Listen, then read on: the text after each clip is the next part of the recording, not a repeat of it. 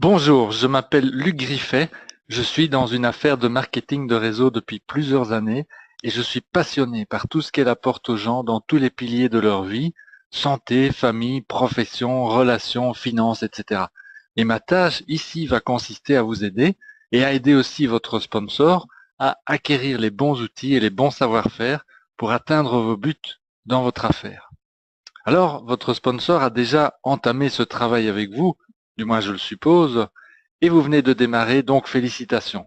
Et si votre sponsor, c'est-à-dire votre parrain ou votre marraine, vous a aidé à bien préciser les choses pour bien démarrer, ben c'est que vous avez un parrain ou une marraine qui se préoccupe très bien de vous, qui est très consciencieux ou consciencieuse, donc bravo. Et si votre parrain ou votre marraine vous ont aiguillé sur cet enregistrement, eh bien, c'est encore mieux, car il ou elle a utilisé l'effet de levier en se servant d'un outil existant, cet enregistrement en l'occurrence, ce qui est un gain de temps considérable. Maintenant, je ne connais pas exactement vos raisons personnelles pour lesquelles vous avez décidé de démarrer cette affaire, mais il est certain que les produits vous ont plu. Sinon, vous ne seriez pas là, bien sûr. Et probablement aussi les perspectives de gagner un peu ou beaucoup d'argent avec ce concept d'affaires. Alors à ce stade-ci, il est clair que vous êtes enthousiaste et que vous avez envie de partager tout cela avec le monde entier. Et je vous comprends parce que c'est mon cas aussi. C'est notre cas à tous lorsque nous démarrons, mais je dois vous faire une confidence. Le saviez-vous? Lorsque nous démarrons ce type d'affaires, nous sommes en quelque sorte comme un nouveau-né. Pourquoi? Car nous ne connaissons rien, nous ne savons pas du tout à quoi nous allons être exposés. Je vous explique cela en deux mots. Je vais prendre une métaphore. Il y a quelque temps, j'ai eu la chance de faire un magnifique voyage à Hawaï, sur l'une des îles de cet archipel qui s'appelle Kauai. Et sur Kauai, il y a beaucoup de plages idylliques avec du sable, des vagues, etc. Et on peut même y faire du surf. Mais dès que nous arrivons à l'aéroport, nous sommes, nous les touristes, mis en garde par rapport aux dangers de ces plages. En effet, on nous annonce qu'il y a environ 250 noyades par an qui se produisent dans cette petite île simplement par manque de connaissances. Et il est vrai que j'ai eu la possibilité de me rendre sur certaines de ces plages en compagnie de locaux, et sur certaines nous avons été nager, tandis que sur d'autres on nous avait prévenu, attention, n'y allez pas, c'est dangereux. Et je peux vous garantir que lorsque nous sommes sur la plage, nous n'avons pas du tout l'idée que c'est dangereux. On a envie d'y aller, c'est magnifique, eh bien non, si nous ne sommes pas prévenus, on risque bel et bien la noyade. Alors bien entendu, ici, avec notre affaire de marketing de réseau, nous ne risquons pas la noyade, ni même la mort ou toute autre forme d'ennui physique, mais nous risquons de nous faire un petit peu malmener au départ quand même, si nous ne prenons pas quelques précautions. Non pas pour canaliser notre enthousiasme, mais plutôt pour y mettre les bons mots et les bons termes. Alors, pour essayer de bien vous mener à cela, je voudrais commencer par vous poser une question. Alors concentrez-vous bien sur ce qui va suivre, car cela pourrait bien déterminer toute la suite de votre carrière de distributeur ou de distributrice. Alors, est-ce que vous êtes prêts? Voici la question, et pour vous la poser, je vous raconte l'histoire simple de deux personnes, Nancy et Albert. Nancy a démarré il y a 3 mois dans sa nouvelle affaire, c'est la même que la vôtre, et elle a du succès. Elle a déjà parrainé 2 ou 3 personnes, elle a plusieurs clients qui lui ont acheté des produits, elle a tout cela. Par contre, Albert, qui a démarré exactement en même temps que Nancy, la même affaire, n'a pas de résultat. Il n'a encore parrainé personne et il n'a pas de clients, personne ne lui a acheté des produits et il se demande ce qui se passe. Quand nous regardons la situation de plus près, nous nous rendons compte qu'ils ont tous les deux le même âge, la même formation, le même métier, ils habitent la même ville, ils sont parrainés par le même parrain. Alors maintenant, la question, c'est à vous de jouer, quelle est la différence entre Nancy et Albert? Eh bien, la différence, je vais vous la dire. La différence, c'est le savoir-faire. Nancy a acquis des savoir-faire. Elle sait quoi dire et quoi faire, tandis qu'Albert ne le sait pas. Voilà la différence, et c'est pour cela que Nancy avance dans son affaire et qu'Albert fait du surplace. Alors, est-ce que cela vous dirait de découvrir le plus rapidement possible ces savoir-faire? Si oui, c'est ce qui va se passer dans cet enregistrement et dans ceux qui vont suivre, au rythme de 1 tous les 2 ou 3 jours. Et après avoir écouté et étudié ces enregistrements, vous aurez appris tous les savoir-faire acquis par Nancy et vous pourrez faire comme elle, que vous soyez un homme ou une femme, bien entendu. Il y a un premier savoir-faire et il sera l'objet de la suite de cet enregistrement. Alors, je vais, pour vous expliquer tout cela, vous raconter plusieurs courtes histoires. La première est qu'est-ce que c'est que avoir besoin et quelle est la différence entre avoir besoin et avoir envie. Par exemple, dites-moi si réfléchissez bien, si tout le monde a besoin d'aller de temps en temps chez le dentiste. Ben, bien entendu. Maintenant, est-ce que tout le monde a envie d'aller chez le dentiste? Personnellement, je ne connais pas grand monde qui a envie d'aller chez le dentiste. Alors, deuxième exemple, il y a des personnes qui auraient besoin de faire un régime car elles sont en surpoids, mais ont-elles envie de le faire? Probablement pas. Troisième exemple, tout le monde dit que pour rester en bonne santé, il faut faire régulièrement de l'exercice. Avons-nous tous besoin de faire de l'exercice? Oui, assurément, mais en avons-nous tous envie? Ah bah, là, ce n'est certainement pas le cas. Et puis un dernier exemple, avons-nous besoin de payer des impôts? Ben oui, dans la plupart des pays du monde, il en est ainsi, mais avons-nous envie de le faire? Évidemment non. Voilà donc la différence entre avoir besoin et avoir envie. Et voici quelque chose que vous entendrez à plusieurs reprises par la suite. Notre affaire fonctionne avec les gens qui en ont envie, qui ont envie des produits, et aussi des gens qui ont envie de cette affaire qui pourra leur permettre de gagner des revenus complémentaires. Et vous allez rencontrer sur votre chemin plein de gens qui ont besoin de ces produits, car ils ont mal au dos, ils dorment mal, ou qui auraient besoin de l'affaire pour sécuriser leur fin de mois, car ils ont des enfants à l'université, ou ils ne peuvent pas remplacer leur vieille voiture, et ainsi de suite. Mais il vous sera nécessaire de vérifier aussi si l'envie est là également. Alors illustrons ceci au moyen d'une deuxième petite histoire. L'histoire porte sur les produits. Je l'ai dit il y a un instant, je suis absolument certain que vous êtes enthousiaste par rapport à ces produits.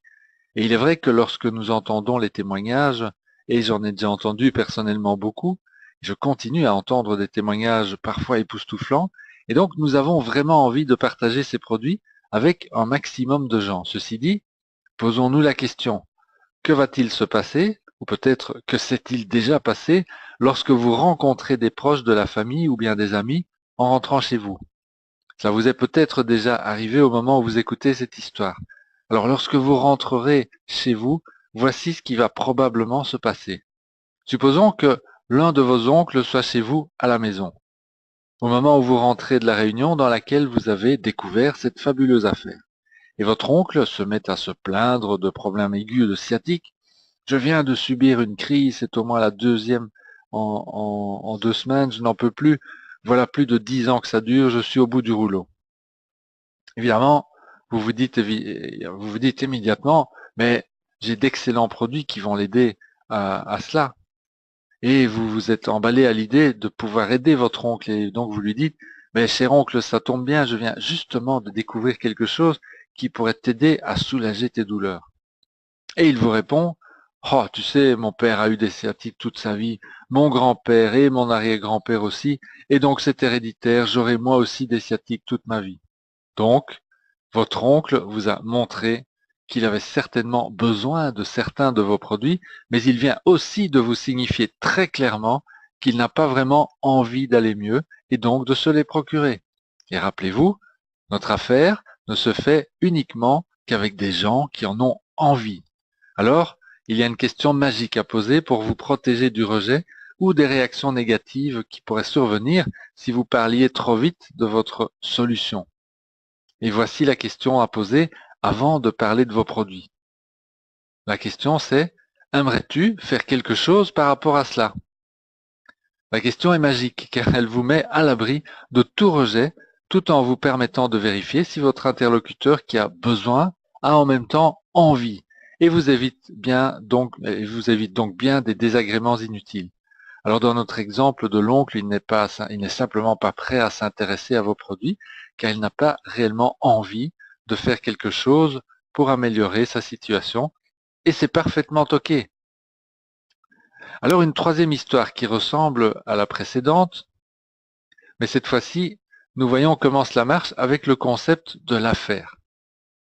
Lorsque nous découvrons là pour la première fois ce concept d'affaires, nous pensons souvent en premier lieu à des collègues ou des collègues de travail ou à des partenaires avec lesquels nous discutons souvent affaires, argent ou emploi. Donc, imaginez que vous travaillez pour un employeur et vous arrivez le matin au travail. La veille, vous venez de découvrir cette affaire et vous êtes enthousiaste. Et pendant la pause café, l'un de vos collègues se plaint. Tu sais, les finances ne sont pas brillantes, j'ai du mal à nouer les deux bouts pour l'instant. Ma fille a besoin d'un appareil dentaire, ma voiture est en panne, je ne sais plus rembourser les traites de mes cartes de crédit. Et le patron refuse de me donner une augmentation, malgré les heures supplémentaires que je fais depuis des mois. Alors, vous vous dites, évidemment, mais il a besoin de mon affaire, il a besoin d'avoir des revenus supplémentaires, voici un prospect parfait. Mais attention, pas trop vite. Il y a une différence, rappelez-vous, entre avoir besoin et avoir envie. Et là, vous avez clairement en face de vous quelqu'un qui a besoin, mais a-t-il envie? Pour le savoir, la question magique, oui, je comprends. Et dis-moi, aimerais-tu faire quelque chose par rapport à tout cela? S'il vous répond, ben oui, évidemment, mais je ne vois pas comment. Vous avez là une réelle possibilité de prospect devant vous. Mais si vous le répond, tu sais, je ne suis qu'à 15 ans de la retraite, j'ai du plaisir à user ma voiture en faisant les trajets matin et soir entre la maison et le travail, dans les embouteillages. Et puis, ne pas être bien payé, ça construit le caractère. De toute façon, je suis trop vieux pour changer. Et voilà, vous êtes en face de quelqu'un qui a désespérément besoin de plus d'argent, mais il n'a pas envie de faire quelque chose pour cela. Et c'est parfaitement OK. Et comme notre affaire ne fonctionne qu'avec des gens qui en ont envie, vous savez qu'il n'est pas encore prêt à vous écouter parler de votre affaire. Tout cela pourrait paraître un peu désespérant, car vous allez en rencontrer souvent des gens qui ont besoin, mais qui n'ont pas envie. Et comme notre affaire ne peut fonctionner qu'avec les gens qui en ont envie, que pouvons-nous faire? Alors, je vais tout de même vous rassurer, il n'est pas nécessaire que tout le monde ait envie de nos produits et ou de notre affaire pour que celle-ci fonctionne. En effet, il y a plus de 7 milliards d'habitants sur cette planète et tous ne doivent pas être engagés dans notre affaire pour qu'elle soit rentable. Alors, illustrons ceci par une quatrième histoire. Voici d'abord une question. Quel est votre restaurant favori? Alors, imaginez-le.